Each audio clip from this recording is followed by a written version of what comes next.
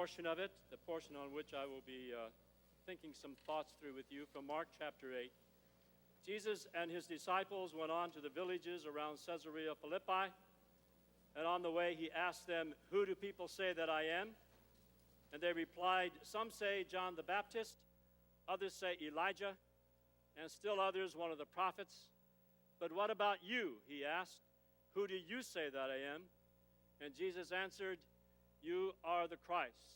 And Jesus warned them not to tell anyone. This is the gospel of the Lord. Would you be seated, please?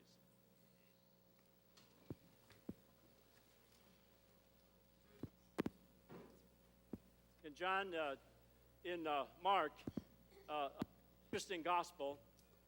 It has 16 chapters, and it's divided in half. At the 8th chapter, going into the 9th chapter, we have of the message today, and Jesus taking his disciples up to the Mount of Transfiguration, which we talked about last week.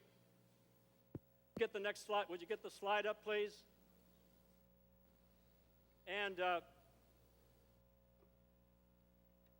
Jesus is up to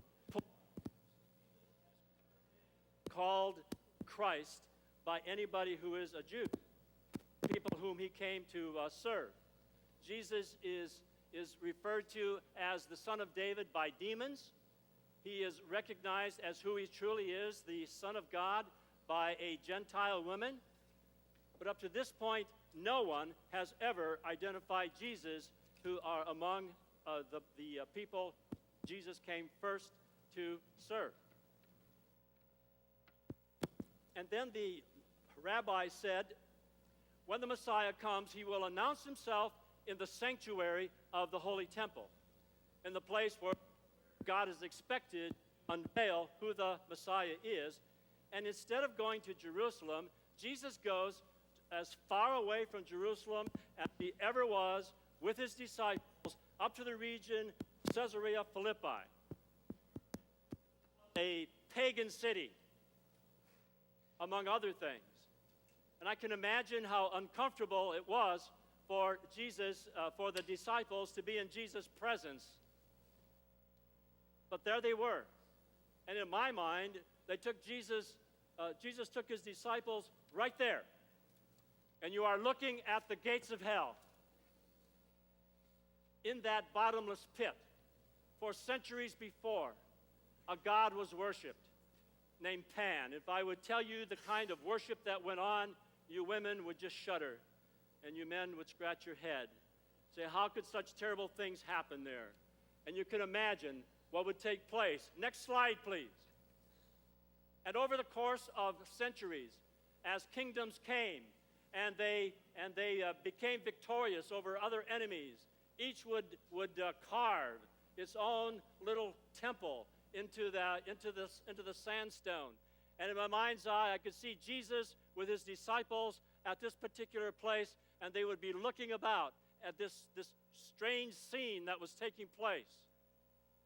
And Jesus asked the question, now who do people say that I am? And they said, some say Elijah, some say John the Baptist. But Jesus said, now who do you say that I am? And it is here that Peter says, you are the Christ, the Son of the... Could you almost imagine Peter standing maybe in this very spot and looking around and see all of those symbols of dead gods and look up where the gates of hell is located. And he would look around, you are the Christ, the Son of the living God. All those gods are dead. And Jesus then looked at Peter and he said to him, Peter, you're right. You're right. That's a good confession. And I tell you, Peter, upon your faith, upon this rock, I'm going to build my church. And the hell on it cannot prevail against it. All those demons which are down in that well and waiting to be pulled up. This could be about the very same time of the year when all the worship man would come together and they would begin to perform those terrible rituals. And at that time, as upon this church, upon this rock, I'll build my church, and the gates of hell will not prevail against it. And I think about that. And I think about my life. And I think about your life. I think about the lives of the people that I know going all the way back as long as I can remember. Jesus builds his church right in the middle of where evil takes place. In baptism, he came to me and he established his church right in my heart. This heart that can generate some pretty terrible thinking. But I'm the only one, right? This heart and mind which can utter some words that I just love to take back after I said them, though pleasurable they could have been while I was saying them, huh? But you know nothing about that kind of life, do you?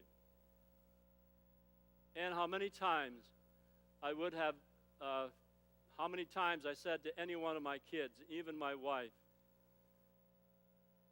I really didn't want to do that. But again, I'm the only one that has ever gone there, huh?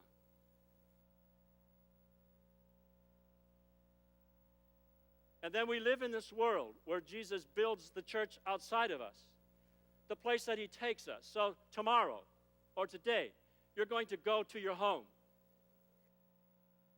And you're going to gather together with the people that you love more than anybody else on the face of this earth. Amen? Well, Steggies, you'll get there, okay?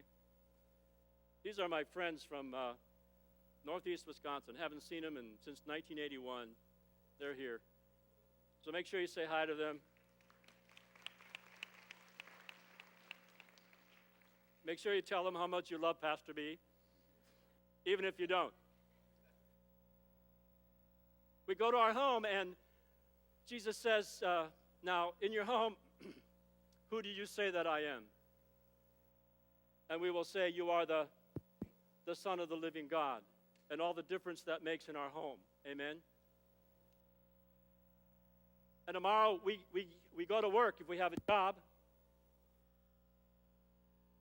and we walk into that place where we work, and Jesus says to us, in your workplace, who do you say that I am?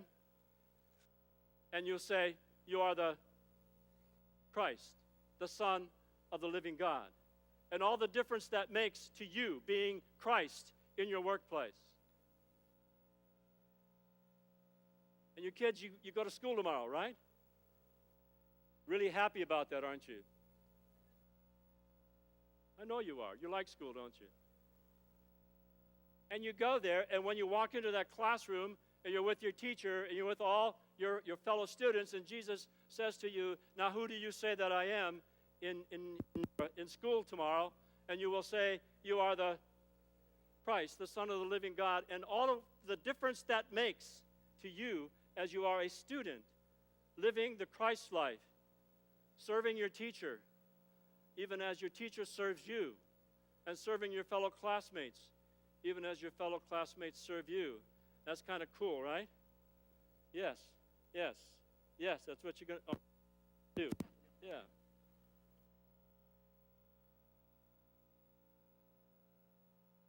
And when we're sick,